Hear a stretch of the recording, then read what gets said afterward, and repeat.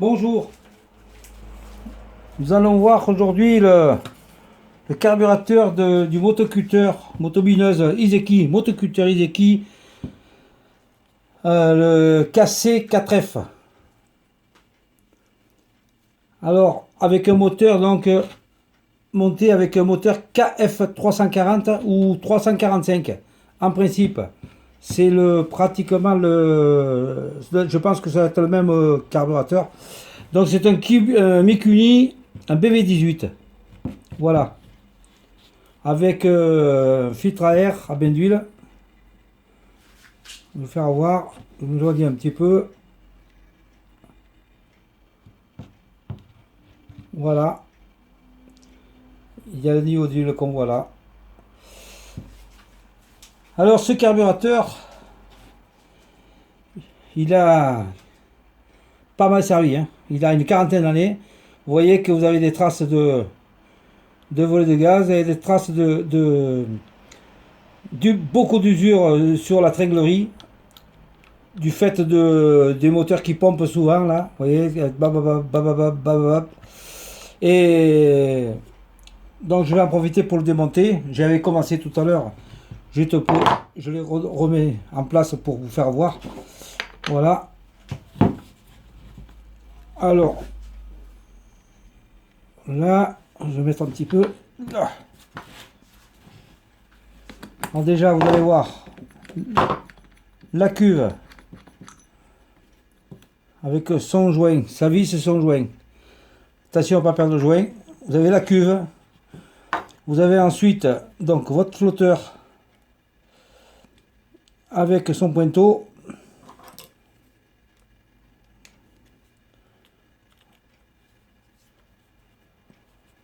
Allez voir, alors.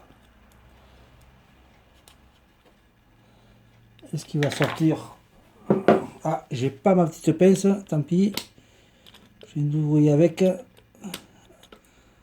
celle-là, voilà.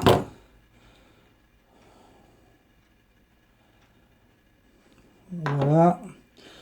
Alors le souci sur ces petits pointeaux, eh bien, c'est qu'il n'y a pas de rappel.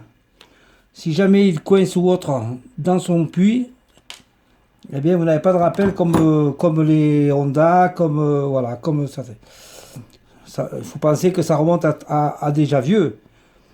Donc comme je vous dis, s'il coince pour une raison ou pour une autre, s'il coince votre flotteur va descendre, mais le pointeau lui restera coincé et il ne fera pas rentrer l'essence, ne fera pas rentrer l'essence. Voilà, c'est un petit peu le problème qu'il peut y avoir sur ce carbu.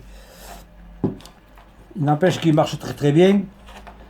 Alors ensuite, vous avez donc, une fois que vous avez enlevé votre cuve, vous avez donc cette vis là qu'on enlève, c'est la vis d'alimentation de toute façon de l'essence, hein. Vous avez votre cuve, votre niveau de cuve. Dès que votre niveau de cuve arrive à ce niveau là, hop, il va passer par ce gicleur. On enlève ce gicleur. C'est l'alimentation, un gicleur d'alimentation. Attention de ne pas perdre la petite bague qui est avec. Voilà. Pardon. Ensuite, vous aurez donc votre diffuseur.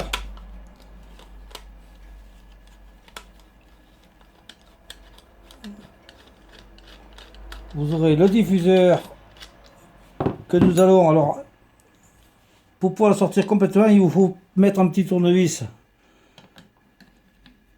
dans l'effletage, là, hop, et ça permet de le finir, de le dévisser. Voilà, voilà le diffuseur. Alors je vous ferai voir la particularité qu'il a ce diffuseur. Vous aurez ensuite le gicleur de ralenti, du circuit ralenti. Très important, quand votre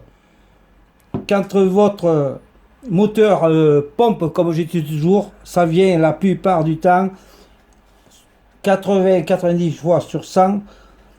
Je veux bien croire qu'il y a un petit peu du gicleur principal qui est obstrué, mais la plupart du temps, je vous dis bien, c'est le gicleur de ralenti qui est bouché. Ensuite, Vous aurez donc votre vis de richesse air essence. Vous aurez votre vis de ralenti. Voilà. Rien de particulier là-dedans, sauf que il faut y faire attention. C'est un diffuseur. Alors, je vais essayer de pas trop l'abîmer. Je vais le prendre de la pince comme cela, sans trop l'abîmer. En principe, ça va pas trop mal. Il a la particularité de se dévisser. On dirait qu'il est fait d'une seule pièce. Et bien non, vous avez une vis qui va se visser dans l'autre, dans le reste du diffuseur.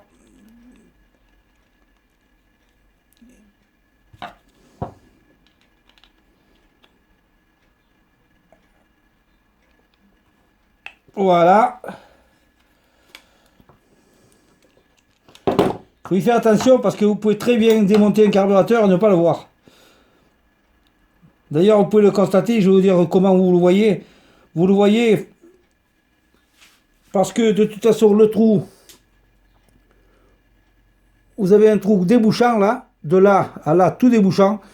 Mais quand vous regardez à travers les petits trous, eh bien, vous ne voyez pas à travers. Et pourtant, ils sont en opposé. Ce qui veut dire que de toute façon, vous avez une autre pièce à l'intérieur. Ça paraît logique. Hein. Donc voilà. Et vous avez effectivement ce diffuseur qui est logé dans celui-là.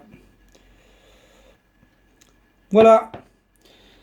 Alors pour le remontage, vous le nettoyez comme il faut. Vous nettoyez tous les trous. Bien faire attention. Tout nettoyer les trous là aussi pareil. Là, pareil. Là. Ensuite, vous aurez ensuite tout à loisir de bien le nettoyer et remonter l'ensemble.